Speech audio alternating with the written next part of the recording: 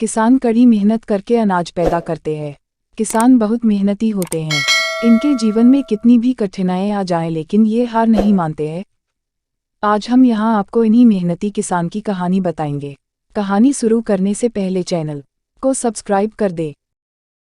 किसी गांव में एक किसान रहता था। इस संसार में वह बहुत ही गरीब था। उसके पास जमीन का एक छोटा सा टुकड़ा था जिस पर वह खेती करता था। उसका गुजारा अत्यंत कठिन तरीकों से होता था। एक दिन सूरज की गर्मी चरम सीमा पर थी, परंतु किसान हमेशा की तरह खेत में काम कर रहा था। पसीने से लथपथ किसान बुआई के लिए खेत जोत रहा था। इसी बीच खेत में खुदाई करते समय जमीन से एक बड़ा सा लकड़ी का बक्सा मिला।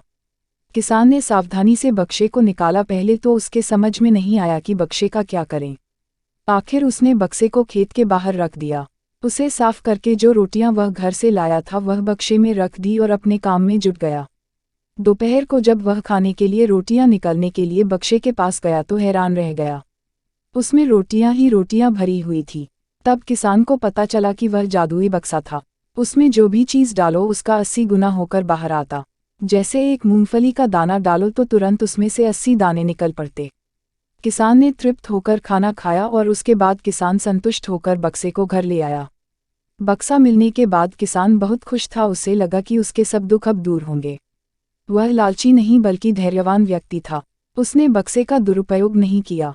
उसे जब भी किसी चीज़ की जरूरत होती तो बक्से से तुरंत प्राप्त कर लेता। समय गुजरने के साथ साथ उसके बक्से के बारे में गांव के जमींदार को पता लगा।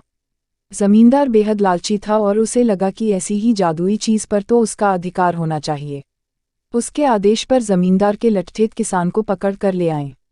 उसने किसान को धमका कर कहा, बक्सा जिस भूमि से मिला से है वह मेरी जमींदारी में आती है, इसलिए बता उस बक्से पर किसका अधिकार बनता है।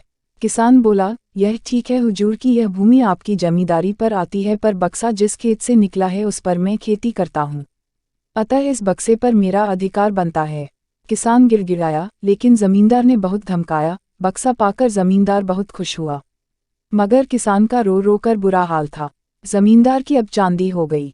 वह जो चाहता बक्से में डालता और उसे कई गुना पाकर खुश हो जाता। कुछ लोगों ने जादुई बक्से की खबर मंत्री जी के पास पहुंचा दी। पहले तो उसे विश्वास नहीं हुआ, फिर उसने अपने विश्वस्त सेवक को बक्से की सच्चाई परखने के लिए भेजा।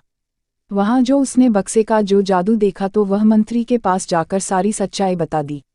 मंत्री ने जमींदार को बुलाया, फिर उसे डराते हुए कहा, हमें पता चला है कि तुम्हारे पास एक जादुई बक्सा है, उसे तुरंत हमारे हवाले कर दो।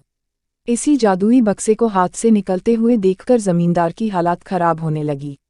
उसने मंत्री जी से बहुत विनती की पर मंत्री नहीं माना। बक्सा पाकर मंत्री मतवाला हो गया। विरोधियों को यह अच्छा मौका मिल गया। उन्होंने बक्से के साथ साथ मंत्री के निकम्मेपन की खबर भी राजा तक पहुंचा दी। बक्से की बात सुनकर राजा अधीर हो उठा। वह अपने सेनापति के साथ मंत्री के घर जा पहुंचा। उसने कहा, देश की सारी जमीन राजा की होती है, इसलिए जादुई बक्से पर भी उसी का हक है। मंत्री ने बिना देरी किए बक्सा राजा को दे दिया। जादुई बक्से को पाकर राजा प्रसन्न हो गया। सबसे पहले राजा ने जादुई बक्से की मदद से अपनी खजाने की वृद्धि की, फिर राजा को उस बक्से की सुरक्षा को लेकर चिंता हुई।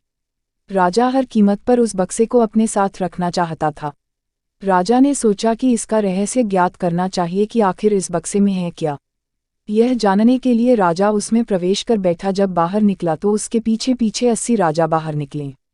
असली राजा का कुछ पता नहीं चलता था। वे राजसिंहासन में कब्जा करने के लिए एक दूसरे से लड़ने लगे। यह जानकर किसान को बेहद दुख हुआ। वह अपने आप को कोसने लगा कि कितना अच्छा होता कि मैं बक्से को जमीन में ही गड़ा रहने देता।